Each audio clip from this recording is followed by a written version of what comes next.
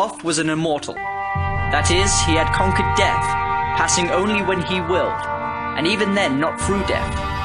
His vast wisdom made him ruler over the various Atlantean colonies, including the ones in South and Central America.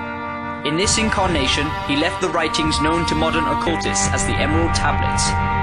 During later ages, the ego of Thoth passed into the bodies of men in the manner described in the tablets. I walk across vast deserts, samsaric past and presence, unlocking grasp vestiges of knowledge, mask forever, bask in their essence as I master prescience. I laugh at nescience, it cannot reach me. I talk with ETs, speak freedom for the meek and the needy. I wrought this for the wisdom god like Enki, it was Thoth who sent me. I was taught by entities of forgotten realms, Atlantis army sentry. I cast Coptic spells when I speak with ghastly enemies. The Kybalion by the Three Initiates. And we'll be reading this book on this channel. I have read this book about 4 years ago, and it was one of the books that helped me in my journey when I was a seeker. And it is an occult or metaphysical book, and a lot of people that I dealt with at that time were not into occult. A lot of people are scared or afraid of occult knowledge because they think it's of the devil. But this book called the Kybalion is just a scientific book. And the meaning of occult means hidden. And these are hidden or unknown sciences of the so-called natural world. And so when I read this book, it really propelled my seeking or my journey to further understand how the world works, how the Creator is in accordance with my beliefs at that time, which I was a biblical believer of the Bible, and my beliefs I had of God. And so, although my mental formulation of how I saw the Bible was already changing, this book just helped to propel that. And so today we'll be reading the Kybalion. And the reason I'm reading this is because on my channel I teach a lot of messages to lead you to the direct experience of freedom. But I understand that there are people that are so far removed from the direct path that they need little icebreakers or things to break the wall in order to get to making that leap to the direct experience of freedom. And so I want to read this book, The Kybalion. And on the back it says, "Here are the teachings of the legendary sage Hermes Trismegistus, or as the ancient Egyptians knew him, Thoth, reinterpreted for the modern person. Said to be an ancient Egyptian man-god who fathered astrology, alchemy, and other magical arts. The mythical figure of Hermes has fascinated readers of occult literature for many centuries. Magicians and Gnostics in the late antiquity identified Hermes Trismegistus as the author of many esoteric teachings, building the mystery of his lineage. Since 1908, the Kybalion, handwritten by the hand of the Three Initiates, has itself generated debate and controversy. Who was behind it? Does this idea really arise from the secrets of a faraway era? And most important, do they work for the contemporary seeker? In this concise, engaging guide, the Three Initiates assemble Hermetic doctrine into 7 compelling principles and provide practical methods for applying these ideas for self-development in everyday life. Fully redesigned and reset for ease of reading, this is the definitive text of an esoteric classic. And I would agree that this book is a classic for anybody just trying to seek the understanding of the natural world, for those who believe they are a natural being in a natural world. And so we're going to begin with the introduction. The Kybalion, a study of the Hermetic philosophy of ancient Egypt and Greece. To Hermes Trismegistus, known by the ancient Egyptians as the Great Great and the Master of Masters. Introduction. We take great pleasure in presenting to the attention of students and investigators of the secret doctrines this little work based upon the world-old Hermetic teachings. There has been so little written upon this subject, notwithstanding the countless references to the teachings in many works upon occultism, that the many earnest searchers after the arcane truths will doubtless welcome the appearance of this present volume.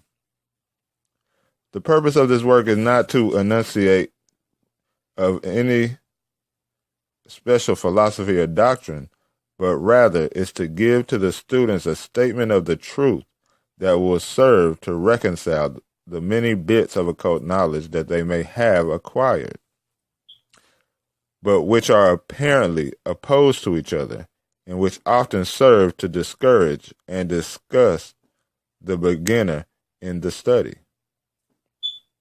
Our intent is not to erect a new temple of knowledge, but rather to place in the hands of the student a master key with which he may open the many inner doors in the temple of mystery through the main portal he has already entered. There is no portion. Hold on. Okay. There is no portion of the occult teachings possessed by the world which have been so closely guarded as the fragments of the Hermetic teachings, which have come down to us over the 10 of centuries, which have elapsed since the lifetime of its great founder. Hermes Trismegistus, the scribe of the gods, who dwelt in old Egypt in the days when the present race of men was in infancy, contemporary with Abraham, and if the legends be true, an instructor of the venerable sage. Hermes was and is the great central sun of occultism, whose rays have served to illumine the countless teachings which have been promulgated since his time. All the fundamental and basic teachings embedded in the esoteric teachings of every race may be traced back to Hermes. Even the most ancient teachings of India undoubtedly have their roots in the original Hermetic teachings. From the land of the Ganges, many advanced occultists wandered to the land of Egypt and sat at the feet of the master. From him they obtained the master key which explained and reconciled their divergent views, and thus the secret doctrine was firmly established. From other lands also came the learned ones, all of whom regarded Hermes as the master of masters. And his influence was so great that in spite of the many wanderings from the path on the part of the centuries of teachers in different lands, there may still be found a certain basic resemblance and correspondence which underlies the many and often quite divergent theories entertained and taught by the occultists of these different lands today. The student of comparative religion will be able to perceive the influence of the Hermetic teachings in every religion worthy of the name, now known to man, whether it be a dead religion or one in full vigor in our own times. There is always a certain correspondence in spite of the contradictory features, and the Hermetic teachings act as the great reconciler. And that's one thing I have found to be true is that, it is ascribing the reconciliation to Hermes' teachings, but one thing, anybody who does comparative religious studies, meaning comparing the religions to see what they're talking about, because any seeker of real truth will seek under every rock to find this truth. But most seekers just stay to their one rock and say this rock is the truth. But when you do comparative religious studies, you will find there is a thread that all of these, there's a golden thread in all these religions that hold true or bind all of them. And that's the concept of this love, this immortality, this peace that they all speak about, and comparing that to the one God or the all. Despite the contradictory features, meaning despite the religious ceremonies and the practices that go about it, they're all leading to the same goals and all have the same basic values. The life work of Hermes seems to have been in the direction of planting the great seed truth, which has grown and blossomed in so many strange forms, rather than to establish a school of philosophy which would dominate the world's thought. But nevertheless, the original truths taught by him have been kept intact in their original purity by a few men in each age, who, refusing great numbers of half-developed students and followers, followed the Hermetic custom and reserved their truth for the few who are ready to comprehend and master it. And the thing about truth is the truth, meaning knowing the reality of life, which many call God, some call the source. When you truly know that, not that you know your book front and back, but that you know that spirit that is a living spirit as your own, you will see that it's only few who truly know it. All others know it by word of mouth or by books. And it's even more difficult to explain to somebody who hasn't experienced it. It's like, how do you explain sight to the blind? How do you explain hearing to the deaf? You understand? There have always been a few initiates in each generation in the various lands of the earth who kept alive the sacred flame of the Hermetic teaching, and such have always been willing to use their lamps to relight the lesser lamps of the outside world. When the light of truth grew dim and clouded by reason of neglect, and when the wicks became clogged with foreign matter, there were always a few who tended faithfully to the altar of truth, upon which was kept alight the perpetual lamp of wisdom. These men devoted their lives to the labor of love, which the poet has so well stated in his lines.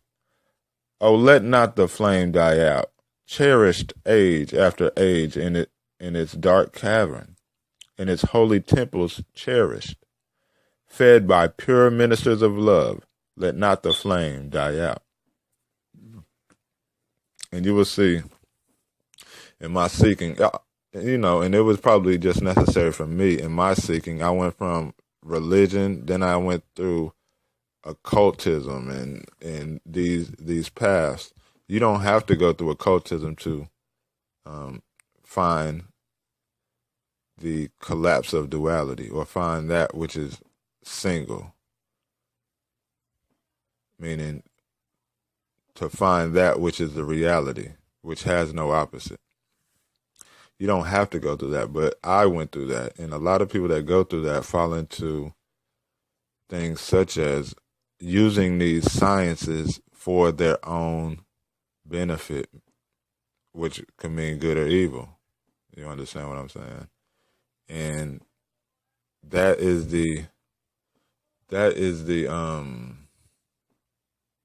can be a stumbling block to many, because when you identify as a personal self, you begin to use things for your own personal benefit. And so some of these teachings, or that's why a lot of people love occultism, to get into it, to learn how to manipulate the outside world. But you'll hear a lot of occult teachings, the occult groups will be called like the initiates of the flame or the initiates of light. That's what it means. And you will hear this also in the scriptures, that God is light, Christ is light. And in many scriptures, the Quran, God is light. All these similarities in names. And so the light just means truth. But again, there are a lot of New Age books that lead you away from the truth. That it's hard if you just get into occult teachings or New Age teachings, that it's hard to decipher what's right and what's wrong. That's why a lot of people stay away from it. But what they call New Age is really ancient knowledge. But a lot of New Age is ancient knowledge spun with remixed with some current thinking and current persuasion on the old teachings. So these men have never sought popular approval, nor numbers of followers. They are indifferent to the things, for they know how few there are in each generation who are ready for the truth, or who would recognize it even if it were presented to them. They reserve the strong meat for men, while others furnish the milk for babes. And that's what one thing, since I have, and I like to call it, I'm lost in God. And, people always say I'm being holier than thou, but I can only tell you what I see. And I'm so lost in God that it's hard for me to go back and really pull back those who need milk, because all I know is this spirit, that everything is this spirit. So it's hard for somebody who doesn't understand it to understand that. So right now I'm learning how to connect the dots, and how to give people milk, because at one time I was on milk, you know what I'm saying? So it's hard to, once you have become one with the spirit, I'm just learning how to translate that and go back. And that's one reason I'm reading this book. So it says, they reserve their pearls of wisdom for the few elect, who recognize their true value, who wear them in their crowns instead of casting them before the materialistic vulgar swine, who would trample them in the mud and mix them with their disgusting mental food. Yes, this happens. That when you speak of God, people only can go mentally with it, because the mind is limited. And what this thing is, truth is unlimited. So something limited cannot know something unlimited. And so you have to feed the mind things that it could grasp to recognize the unlimited. That's why there's parables and things of this nature. But still, these men have not forgotten or overlooked the original teachings of Hermes regarding the passing on of the words of truth to those ready to receive it, which teaching is stated in the Kybalion as follows. Where fall the footsteps of the master, the ears of those ready for his teachings open wide. And again, when the ears of the student are ready to hear, then cometh the lips to fill them with wisdom. But their customary attitude has always been strictly in accordance with the other Hermetic amorphisms, also in the Kybalion. The lips of wisdom are closed, except to the ears of understanding. There are those who have criticized this attitude of the Hermeticists, and who have claimed that they did not manifest the proper spirit in their policy of seclusion and recitants. But a moment's glance back over the pages of history will show the wisdom of the masters who knew the folly of attempting to teach to the world that which it was neither ready or willing to receive. The Hermeticists have never sought to be martyrs, and have instead sat silently aside with a pitying smile on their closed lips, while the heathen raged noisily about them, in their customary amusement of putting to death and torture the honest but misguided enthusiasts who imagined that they could force upon a race of barbarians the truth capable of being understood only by the elect who have advanced along the path. And that's true, but although it says Hermeticists never sought to be martyrs, that's one thing that, especially in the Dark Ages, or the so-called Middle Ages, Dark Ages, there were many of men, like even before the Dark Ages, Middle Ages, like Christ, who proclaim that they are the truth. They are the way, they are the light, and have been killed for it or martyred for it.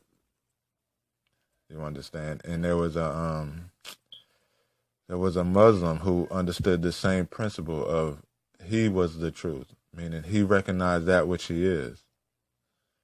And he was put to death. I wish I could remember the Muslim's name, but it slips me at this moment. So he was a martyr. And those who proclaim the truth are not afraid to die because they know that they are immortal. And so the Hermeticists, I understand their point, is you cannot explain something unless they are ready to hear it. So to explain algebra to a kindergartner would not make sense because they're not ready to hear it. You would have to be advanced along the path, as it says here. But again, one who is filled with the spirit of truth is not afraid to proclaim it, no matter the time. It says, and the spirit of persuasion, it says, and the spirit of persecution has not yet died out in the land. There are certain Hermetic teachings which, if publicly promulgated, would bring down upon the teachers a great cry of scorn and revilement from the multitude, who would again raise the cry of crucify, crucify. In this little work, we have endeavored to give you an idea of the fundamental teachings of the Kybalion, striving to give you the working principles, leaving you to apply them yourselves, rather than attempting to work out the teaching in detail. If you are a true student, you will be able to work out and apply these principles. If not, then you must develop yourself into one, for otherwise the Hermetic teachings will be as words to you. The end of the introduction.